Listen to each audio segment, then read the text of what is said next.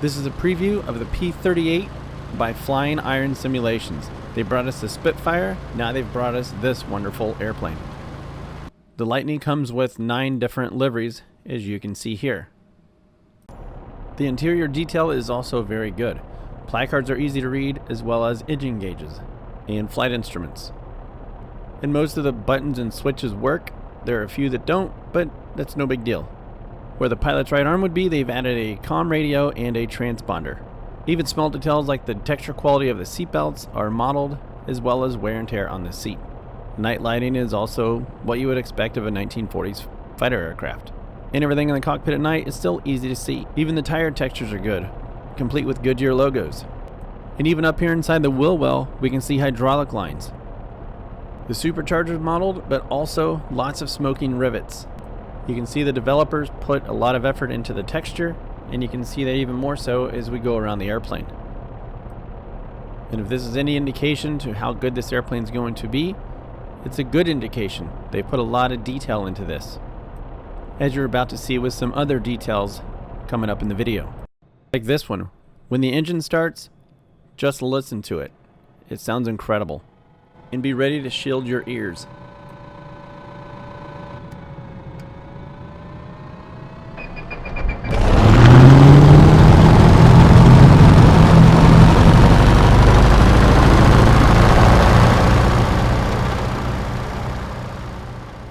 And this is only my opinion, but that has to be the best engine start sound in Microsoft Flight Simulator so far. The rudders are very sensitive on takeoff, as they are in pretty much every airplane in Microsoft Flight Simulator. Here's the takeoff until just after rotation.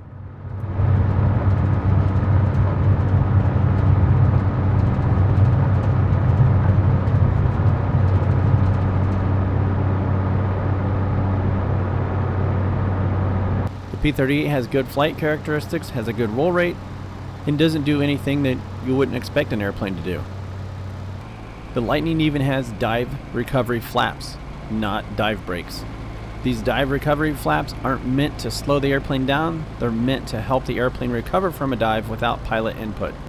Also try to stall while flying the airplane around, and the stall characteristics are pretty good also.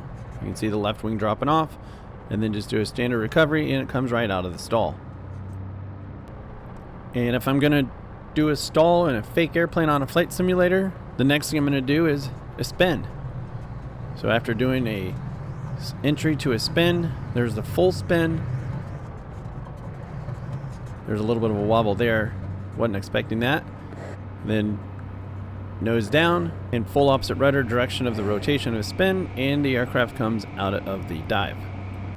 Here the airplane's set up for a VMC demonstration, or minimum controllable airspeed.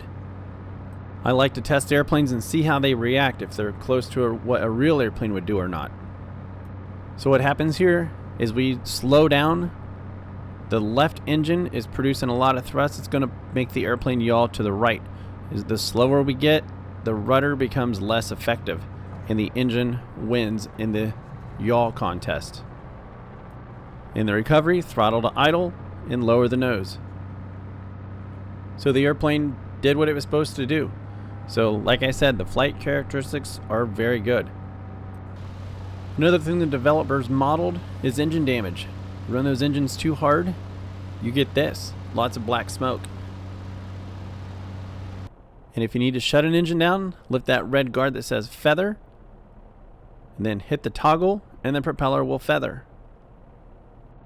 And when that toggle switch is selected, watch what happens to the propeller on the right side.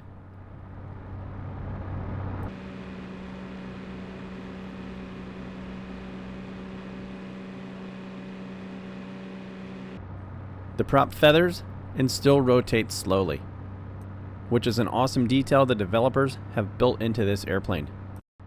Another innovative feature that the P-38 Lightning has is hydraulically boosted ailerons.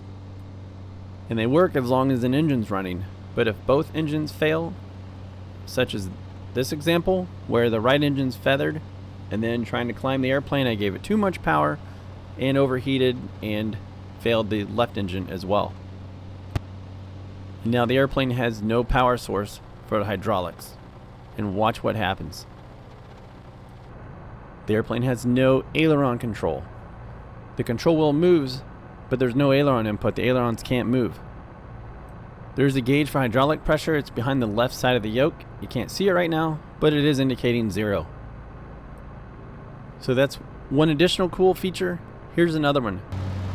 Watch the landing gear as it extends. See that wobble? There's a lot of small details like that that makes this airplane really good. And not to sound like an infomercial, but wait, there's more. Like this one. Watch the voltmeter when the generator switched on. It went from 24 to 28.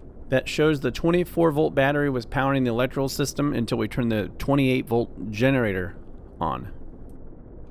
Another thing you'll need when flying this airplane, the fuel pumps. The fuel pumps go to emergency for takeoff, and another time is climbing through 10,000 feet. So when you get to a higher altitude, the engines will quit.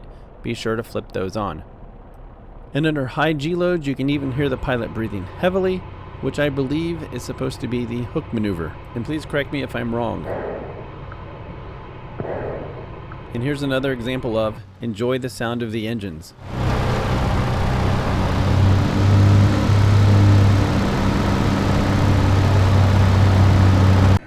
So here's something I was impressed by when I talked about the level of detail earlier. This is one of those examples. I emailed the developer and said, at high altitudes, you can't hear the engine sounds inside the cockpit, even rolling the windows down. You can hear the sound increase a little bit, but they're still not very loud. And their answer, they are simulating hypoxia. So when you have hypoxia, you lose some of your color vision, you can get tunnel vision, but you can also lose some of your hearing. If you're like me, you were pretty excited when you saw that the P-38 was coming out for Microsoft Flight Simulator.